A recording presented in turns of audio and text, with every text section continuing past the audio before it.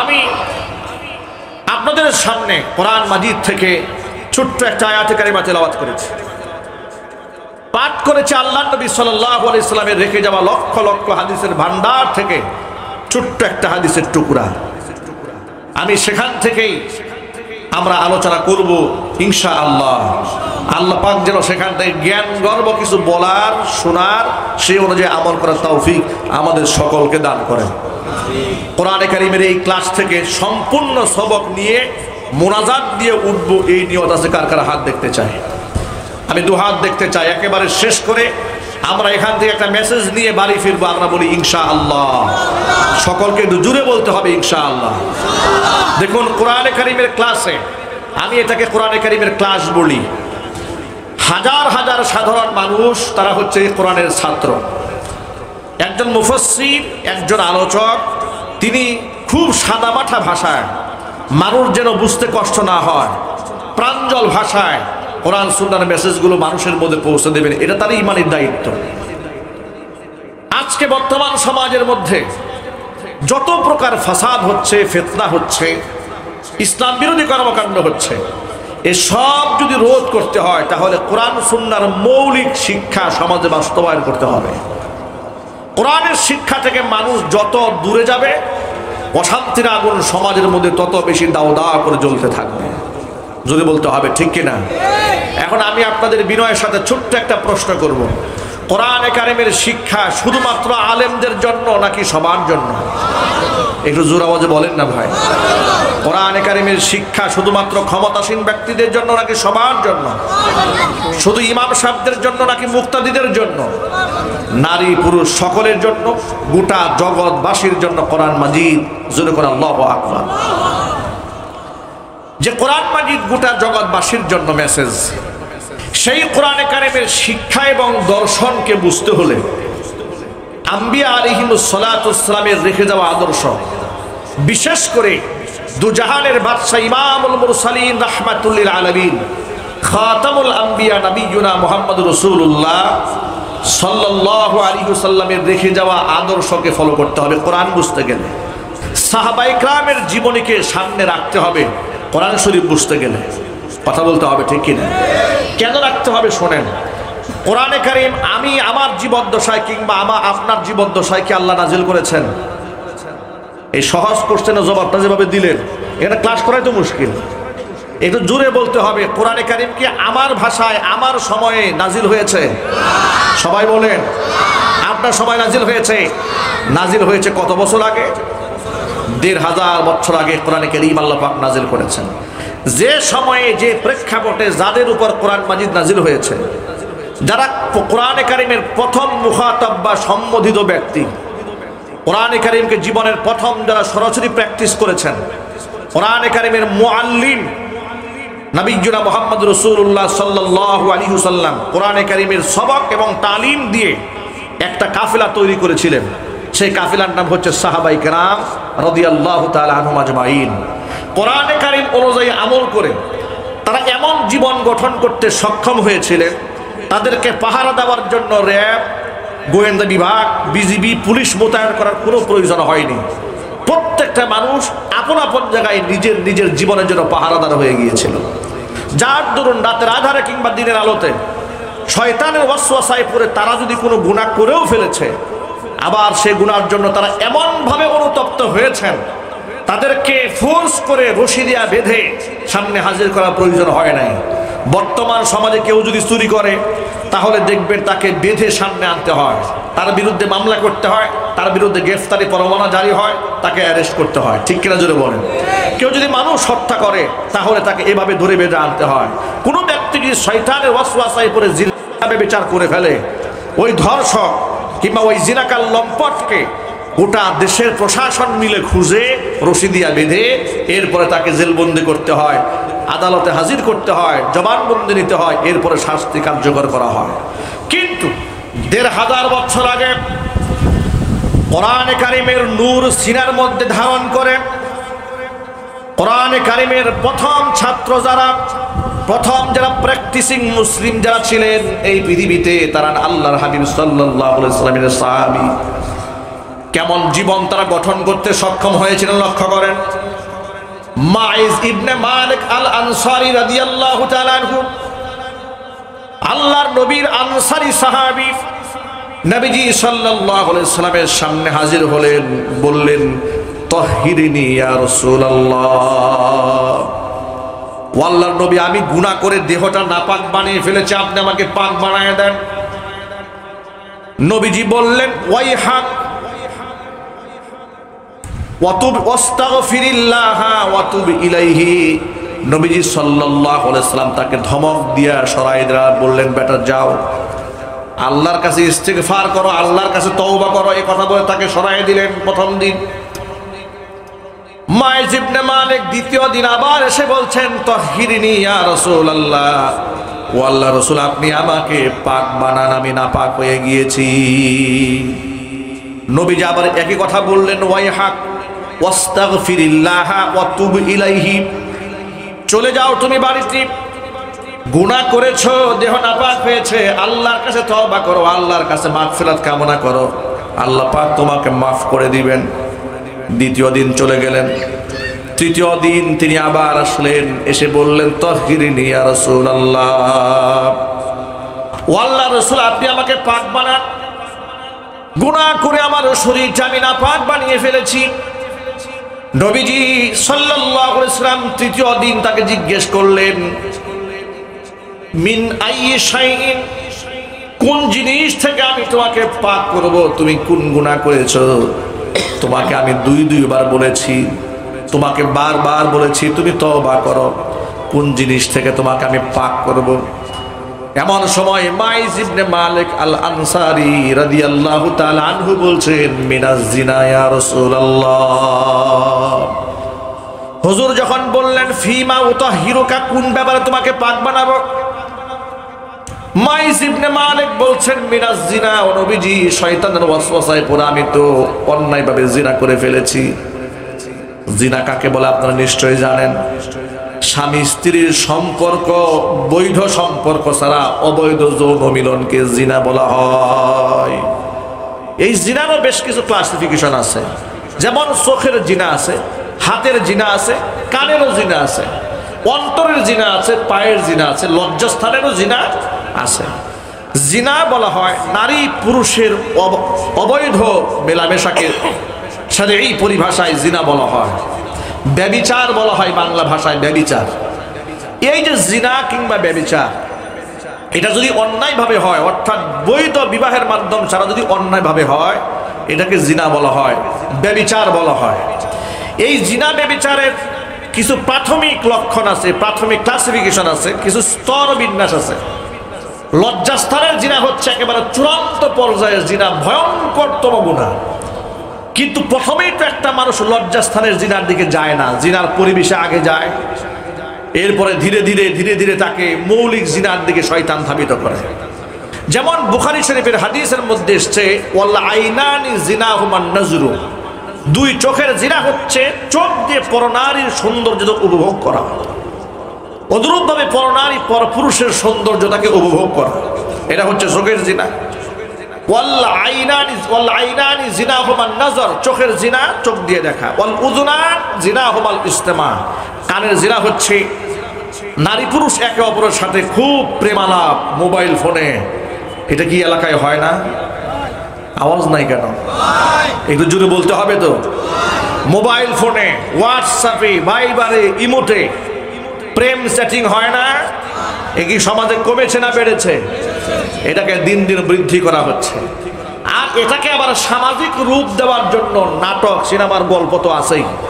বাংলাদেশ সহ গোটা পৃথিবীতে সমস্ত মানুষকে লম্পটের তালিম দিয়েছে সিনেমার নায়ক নায়িকারা। এই কথা বলতে আমার কোনো দ্বিধা নাই।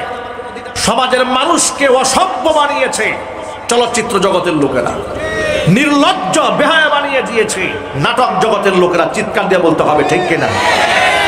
ওরা নাকি চিত্রশিল্পী। আল্লাহর কাসম, এগুলা একটাও চিত্রশিল্পী নয়, এগুলা সবগুলা দেহ ব্যবসায়ী। কথা একটু বলেন না, ঠিক কিনা বলেন? রূপ সৌন্দর্যটা পাবলিকলি প্রচার করে যে ইনকাম করা হয়, এটাকে দেহ ব্যবসা বলা হয়। কি বলা হয় যেটা বলে? এগুলো সবগুলা লম্পট বদমাস। এরাই সমাজের মধ্যে সবচেয়ে বড় বিশৃঙ্খলা তৈরি করে। দেখেন না সমাজের মধ্যে ট্রান্সজেন্ডার, রূপান্তরিত নারী কিংবা রূপান্তরিত পুরুষের ইস্যু নিয়ে শরীফ শরীফা থেকে গল্প, বইয়ের পাতা থেকে যাওয়ার পর থেকে শুরু করে দেশের মধ্যে কি পরিমাণ আন্দোলন হয়েছে, প্রতিবাদ মুখর মানুষ হয়েছে, মানুষ প্রতিবাদ জানিয়েছে, সরকারের কাছে আবেদন জানিয়েছে, ঊর্ধ্বতন মহলের সাথে এরিয়া কথোপকথন হয়েছে, বৈঠক হয়েছে। এত কিছু হওয়ার পরেও ওদের মিশন থেকে ওরা পিছিয়ে নেয়। সর্বশেষ রূপান্তর নাটক বানিয়ে ইউটিউবে ওরা ছেড়ে দিয়েছে। জুবান নামক এক লোক এই নাটকের অভিনেতা, সে এই নাটকের চিত্রে অভিনয় করেছে। এরপরে যখন গোটা দেশের মানুষ থুতু নিক্ষেপ করেছে, প্রতিবাদ জানিয়েছে, প্রতিবাদের মুখে নাটকটা ইউটিউব থেকে সরিয়ে নিয়েছে। তবে সে আবার ব্যাখ্যা করে বলেছে, আমি কারো মনে আঘাত দেওয়ার জন্য কিছু করি নাই, এটা শুধুমাত্র একটা অভিনয় ছিল। কেন, আপনি কি শিশু? আপনি কি ফিটার খান? সে বলছে আমি দুঃখ প্রকাশ করছি। কিসের দুঃখ প্রকাশ করেছেন আপনি? টেকনাফ থেকে তেতুলিয়া, রূপসা থেকে পাথুরিয়া পর্যন্ত যে বিষয় নিয়ে আন্দোলিত হয়েছে, গোটা দেশের মানুষ যখন গর্জে উঠেছে, এমন একটা স্পর্শকাতর বিষয় নিয়ে যে ব্যক্তি নাটক সাজিয়েছে সে মুখে দুঃখ প্রকাশ করছে, এটা বললে কাজ হবে না, ওকে প্রকাশ্যে জুতা পিটা করতে হবে, কথা বলতে হবে। মুসলমান ঠিক কিনা? ওদের দৃষ্টতা ওরা এতটা পর্যায়ে চলে গেছে, ওরা দেশের মানুষের মাইন্ডকে কিছু মনে করে না। ওরা দেশের সংবিধানের বিরুদ্ধে, এদেশের সংবিধান ট্রান্সজেন্ডারের পক্ষে কথা বলে না, এদেশের মুসলমান ট্রান্সজেন্ডারের পক্ষে কথা বলে না, এদেশের আইন, এদেশের সামাজিকতা ট্রান্সজেন্ডার রূপান্তরিত নারী পুরুষের বিরুদ্ধে কথা বলে। কথা বলতে হবে ঠিক কিনা? ওই বিষয় নিয়ে যারা নাটক সাজিয়েছে ওদের শাস্তি হওয়ার দরকার আছে না নাই? চিৎকার দিয়ে বলেন আছে না নাই? এরা যে সমাজের মধ্যে অসভ্যতা ছড়ায়, এরা যে অসামাজিক কর্মকাণ্ড সমাজের মধ্যে প্রচার করে, তার ছোট্ট একটা প্রমাণ দেওয়ার জন্য এই রূপান্তর নাটকের রেফারেন্স আপনাদের সামনে আমি টেনেছি। আমার প্রিয় যুবকেরা একটু বোঝার চেষ্টা করেন, জিনা করা তো ভয়াবহ কবিরা গুনাহ, যে গুনাহ করলে জাহান্নামে যাওয়া ছাড়া কোনো মুক্তির পথ নাই, যে গুনার শাস্তি শরীয়তে মৃত্যুদণ্ড, যে গুনার শাস্তি শরীয়তে অবিবাহিত হয়ে গেলে 100 দুর্রা প্রকাশ্যে। ওই জিনার প্রাথমিক কিছু স্তর আছে। আল্লাহ নবী বলেছেন ওয়াল আইনানি জিনাহুমান নাজরু, চোখের জিনা হচ্ছে চোখ দিয়ে দেখা, ওয়াল উযুনানি কানের জিনা হচ্ছে, ওয়াল উযুনানি আল ইস্তিমা, এই জবা এই কানের জিনা হচ্ছে কান দিয়ে কথোপকথন শোনা, অন্তরের জিনা হচ্ছে মনে মনে ওই কাজগুলো কল্পনা করা, হাতের জিনা হচ্ছে পরপুরুষ কিংবা পরনারীকে স্পর্শ করা, পায়ের জিনা হচ্ছে অন্যায়ের দিকে এগিয়ে যাওয়া, লজ্জাস্থান ওই কাজটাকে আমলে বাস্তবায়ন করে। কোরআনে কারীম পুরো জায়গার মধ্যে বলে নাই তোমরা জিনা করো না, ব্যভিচার করো না। কোরআন কি বলেছে শোনেন, আল্লাহ রাব্বুল আলামিন বলে দিয়েছেন ওয়ালা তাকরাবুজ জিনা ইন্নাহু কানা ফাহিশা ওয়া সাআ সাবিলা। জিনা ব্যভিচার তো করবে দূরের কথা, লা তাকরাবুজ জিনা, জিনা ব্যভিচারের ধারে কাছেও যাওয়া যাবে না। আল্লাহু আকবার বলেন। কোরআন শরীফের একটা জায়গার মধ্যেও নাই তোমরা জিনা করো না, বরং কোরআন মাজিদে জিনার ব্যাপারে বলেছেন ওয়ালা তাকরাবুজ জিনা, জিনার ধারে কাছেও যেও না। মুফাসসিরিনে কেরামরা কোরআন শরীফের আয়াতের তাফসীর করে বলেছেন জিনার ধারে কাছে না যাওয়ার মানেটা কি। এর মানে হলো এমন কিছু পরিবেশ আছে যে পরিবেশে গেলে জিনার মন মানসিকতা তৈরি হয়, আছে না নাই? কথা বলতে হবে তো বলেন। কিছু পরিবেশ আছে না, আপনি সিনেমা হলে গেলেন, আপনি পার্কে গেলেন যেখানে নারী পুরুষের অবাধ মেলামেশা, আপনি সেখানে গেলেন, কিংবা আপনি হোলি উৎসবে অংশগ্রহণ করলেন, নারী পুরুষে খুব জড়াজড়ি মাখামাখি করলেন, কিংবা সুইমিং পুলে একসাথে নাচানাচি করলেন, কিংবা আপনি কক্সবাজার সমুদ্র সৈকতে গিয়ে নারীদের অর্ধনগ্ন দেহকে আপনি দর্শন করলেন, দেখলেন। এগুলা হচ্ছে জিনার পরিবেশ। আপনি ওখানে গেলে এগুলা জিনার উপকরণ, আপনার মনের মধ্যে শয়তান ধাক্কা দেবে, আপনাকে আরো নিকটতম করার জন্য শয়তান চেষ্টা করবে। যেমন একটি হাদিসের মধ্যে এসেছে লা ইয়াখলুওয়ান্না রাজুলুন বিইমরাআতুন ইল্লা সালিসুহুমা শাইতান, লা ইয়াখলুওয়ান্না রাজুলুন বিইমরাআতিন ইল্লা সালিসুহুমা শাইতান। কোনো একটা নারী, কোনো একটা পুরুষ একাকিত্বে অবিবাহিত, তারা বয়ফ্রেন্ড গার্লফ্রেন্ড, আমাদের বাংলা একেবারে খুব সহজ ভাষায় বোঝাবার জন্য বলি, আমাদের দেশের তথাকথিত জাস্ট ফ্রেন্ড, একাকিত্বে যদি নিরিবিলি তারা কোথাও বসে, আল্লাহর নবী সাল্লাল্লাহু আলাইহি সাল্লাম এটাকে হারাম ঘোষণা করেছেন ১৫০০ বছর আগে। পার্কের চিপায় চাপায় বসে, গাছের ডালে ডালে বসে, কিংবা গাছের ছায়ায় বসে যারা একে অপরকে বাদাম খাওয়ায় দেয়, একে অপরকে রানের মধ্যে নিয়ে শুয়ে থাকে, কিংবা বন্ধু বান্ধবীর হাত ধরে রাস্তাঘাটে ঘোরাফেরা করে, এগুলা হালাল না হারাম? একটু স্পষ্ট ভাষায় মুসলমানের মতো ইমানের শক্তি দিয়ে উচ্চারণ করে বলবেন, এগুলো হালাল না হারাম? আরো জোরে বলেন। এবার শোনেন কেন হারাম। আল্লাহর নবী বলেন, তোমাদের জন্য এই কাজটা নিষিদ্ধ কেন করা হয়েছে শোনেন। লা ইয়াখলুওয়ান্না রাজুলুন বিইমরাআতিন ইল্লা সালিসুহুমা শাইতান।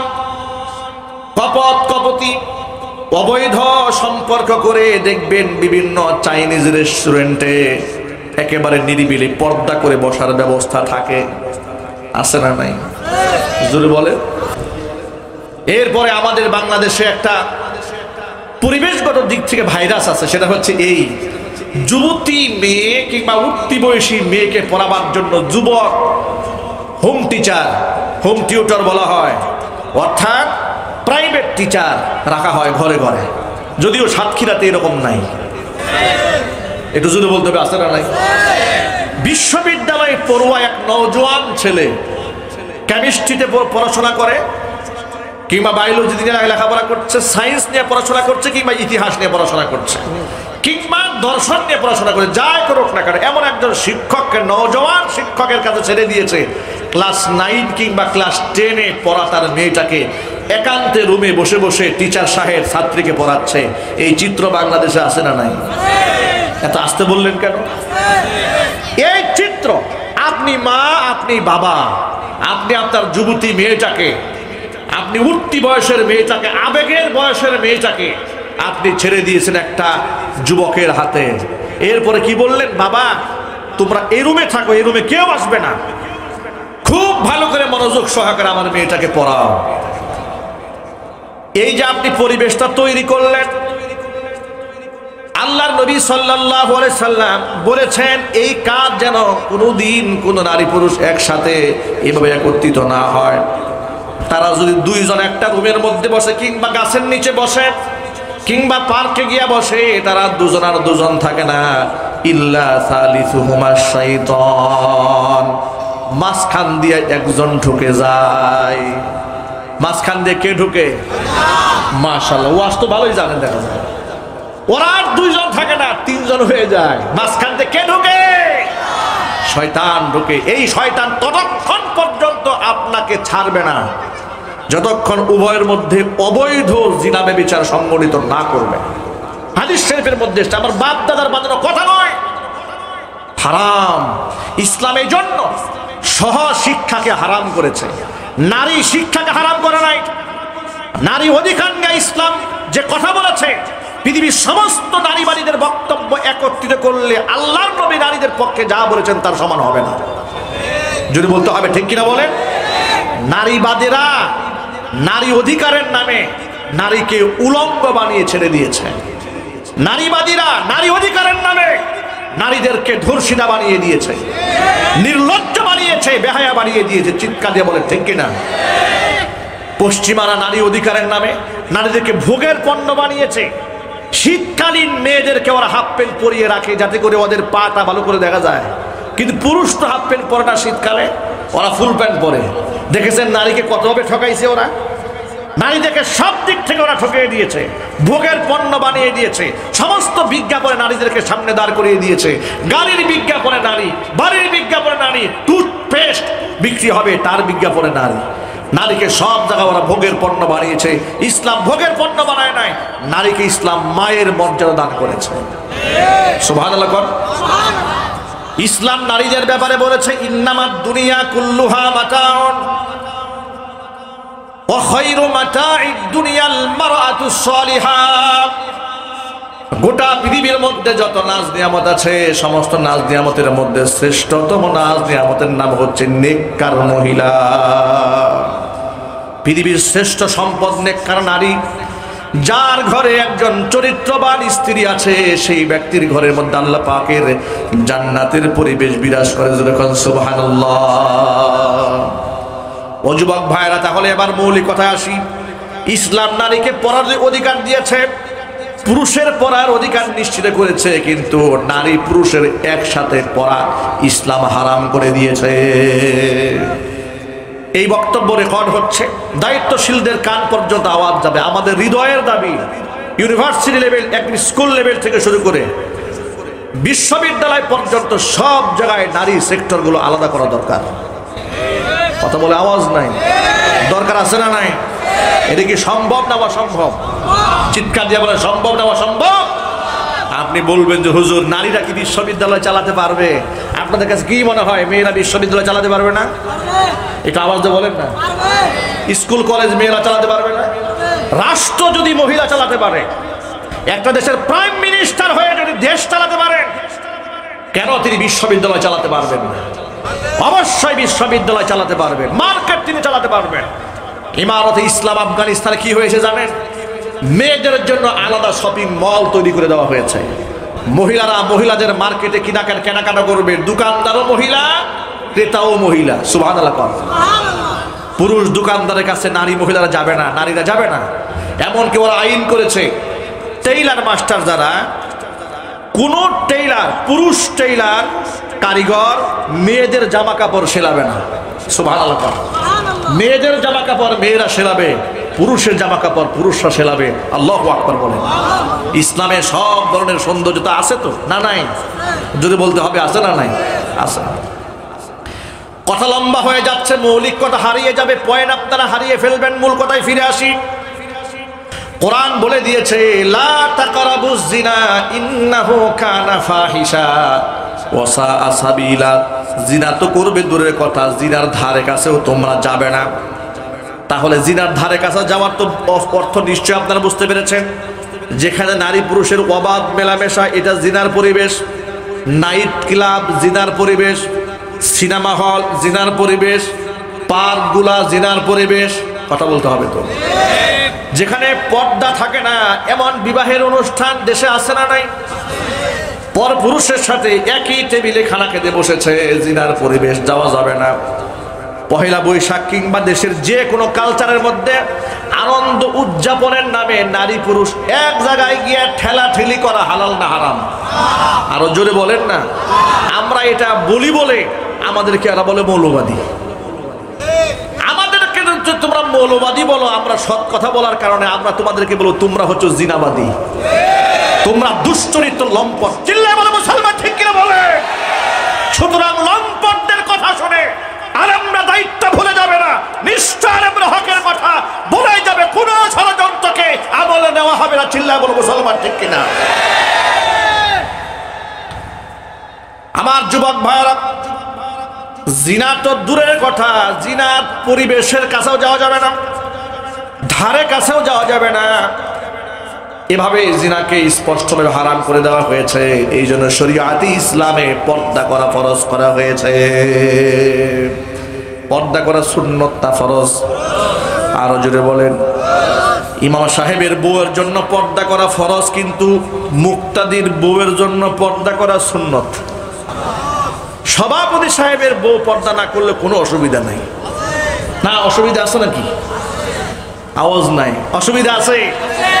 আমাদের দেশের সরকারি হিসাব মতে ৩.৫ লক্ষ জুমার মসজিদ আছে আমাদের বাংলাদেশ। আলহামদুলিল্লাহ বলবেন না?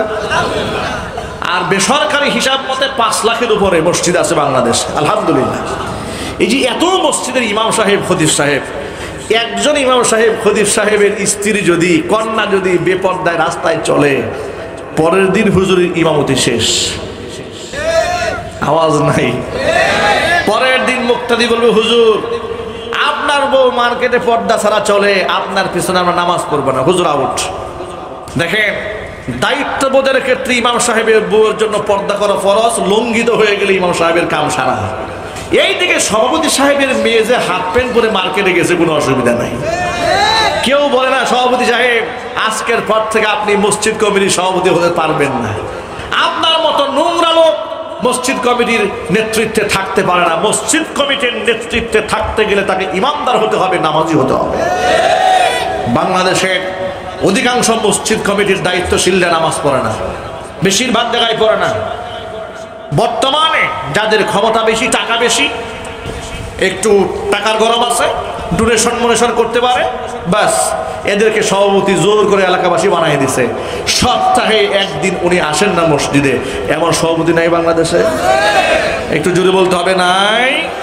পরিবর্তন হওয়া দরকার, পরিবর্তন হওয়া দরকার। জালেম সভাপতিদের কারণে, কমিটির লোকদের কারণে ইমাম সাহেব মসজিদের মিম্বার থেকে হক কথা বলতে পারেন না। কথা বলতে হবে, ঠিক কিনা? আলেম ওলামাদের মিম্বার থেকে হক কথা, স্পষ্ট কথা, সমাজ প্রেক্ষাপটে বাস্তবিক কথা আসার দরকার নাই? যদি বলুন আছে না নাই?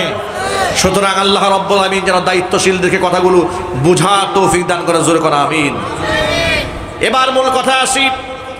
তাহলে পর্দা করা ইমাম সাহেবের স্ত্রী, কন্যার জন্য যেমন ফরজ, মুক্তাদির স্ত্রীর জন্য পর্দা করা ঠিক তেমনই ফরজ। যদি তারা পর্দা না করেন তাহলে কি হবে শোনেন। নবী করিম সাল্লাল্লাহু আলাইহি ওয়াসাল্লাম বলেছেন, সালাসাতুন কাদ হারামাল্লাহু আলাইহিমুল জান্নাহ, তিন শ্রেণীর মানুষের জন্য আল্লাহ পাক তার জান্নাতকে হারাম করে দিয়েছেন। এক নাম্বার হচ্ছে মুদমিনুল খামর, যারা মদ পান করে তাদের জন্য আল্লাহর জান্নাত হারাম। দুই নাম্বার হচ্ছে ওয়াল আকু, পিতা মাতার অবাধ্য সন্তান যারা, তাদের জন্য আল্লাহর জান্নাত হারাম।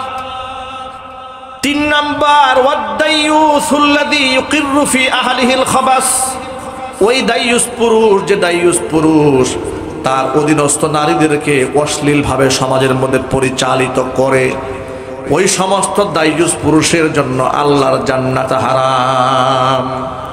সুতরাং আল্লাহর জান্নাতে যদি যেতে চাই, নিজেরা তো পর্দা করে চলবো, নিজের স্ত্রী সন্তানদেরকে আমরা পর্দা করাবো। আমরা বলি ইনশাআল্লাহ।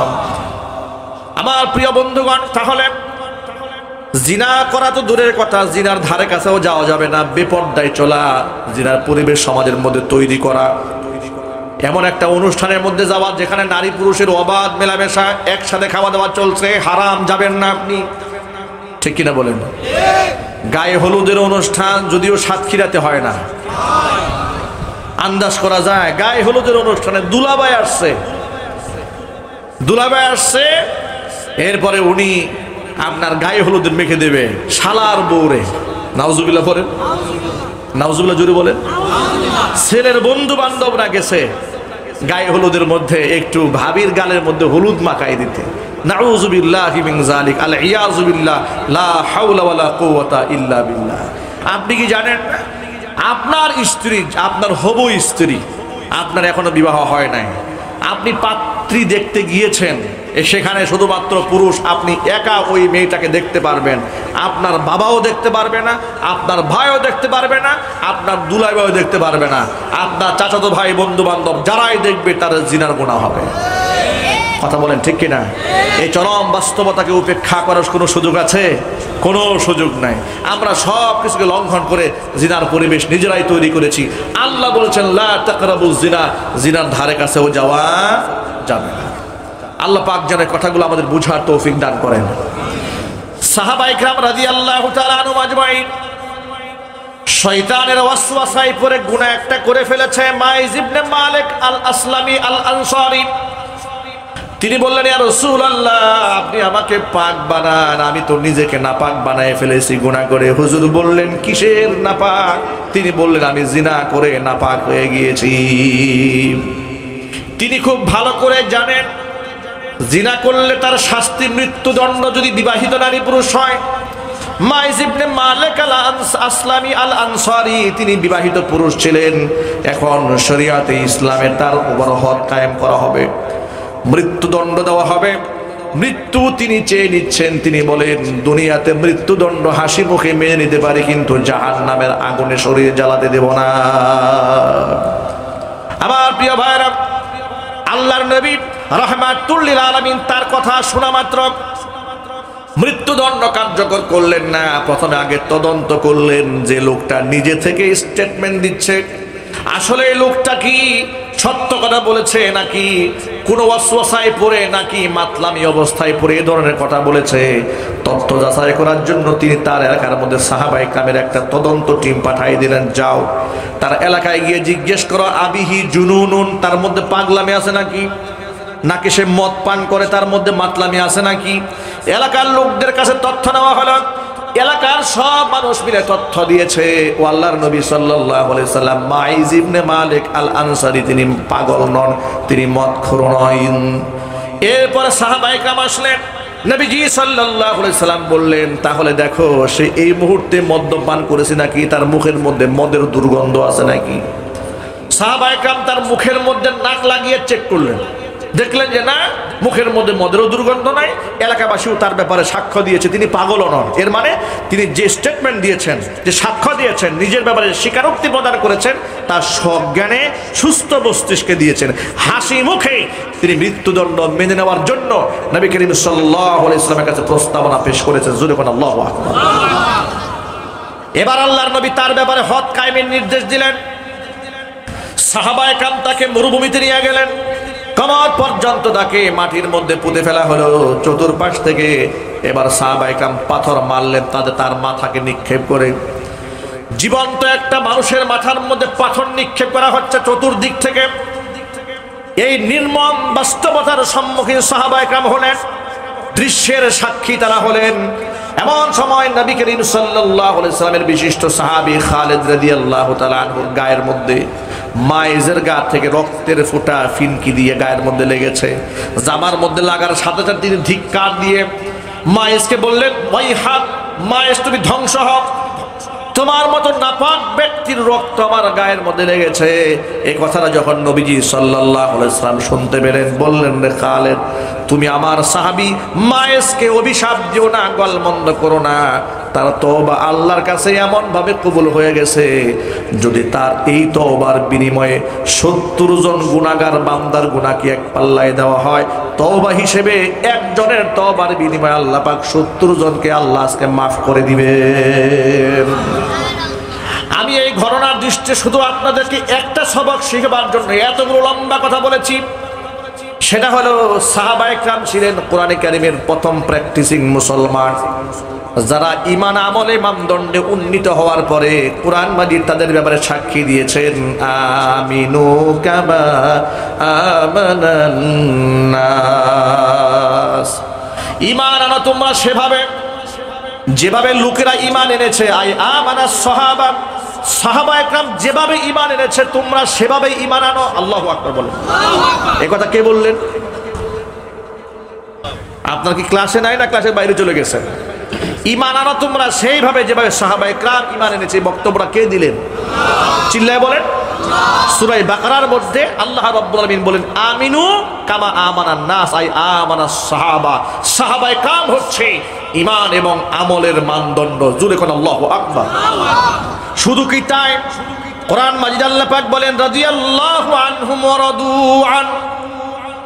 এই সাহাবীদের প্রতি আমি আল্লাহ সন্তুষ্ট হয়ে গিয়েছি, তারাও আমি আল্লাহর প্রতি সন্তুষ্ট। কোরআন মাজিদ আল্লাহ পাক সূরা হুজুরাতে সাহাবীদের প্রশংসা করে কি বলেন শুনেন, ইন্নাল্লাযীনা ইয়াগুদ্দুনা আসওয়াতাহুম ইনদা রাসূলিল্লাহ উলাইকাল্লাযীনা ইমতাহানাল্লাহু কুলুবাহুম লিত্তাকওয়া লাহুম মাগফিরাতু ওয়া আজরুন আযীম। নিশ্চয় যারা আমার নবীর সামনে কণ্ঠের আওয়াজকে নত করে রাখে, উচ্চ আওয়াজে কথাও বলে না, ওই সমস্ত সাহাবী যারা উলাইকাল্লাযীনা ইমতাহানাল্লাহু কুলুবাহুম লিত্তাকওয়া, তাদের অন্তরকে আমি তাকওয়ার জন্য পরীক্ষা করে নিয়েছি। তাকওয়ার পরীক্ষায় সাহাবীদের অন্তর পরীক্ষিত হওয়ার পরে তারা উত্তীর্ণ হয়েছে। সুবহানাল্লাহ। এই অপারেটর ভাই একটু আওয়াজ দেন, ভলিউম দেন, আওয়াজ কমে গেছে তো। একদম কাছ থেকে কথা বলতে হয়, একটু দূর থেকে কথা বললে আমার জন্য সহজ হয়। কোরআন মাজিদ বলছে উলাইকাল্লাযীনা ইমতাহানাল্লাহু কুলুবাহুম লিত্তাকওয়া লাহুম মাগফিরাতুন ওয়া আজরুন আযীম। আল্লাহ বলছেন আমার নবীর সাহাবীদের জন্য রয়েছে আমি আল্লাহর পক্ষ থেকে ক্ষমা এবং মস্ত বড় পুরস্কার। জোরে বলেন সুবহানাল্লাহ। এখন আপনারা বলেন তো সাহাবায়ে ইকরাম আল্লাহর পক্ষ থেকে সন্তুষ্টি পেয়েছে এই ঘোষণা কোরআনে আছে না নাই? সবাই বলেন।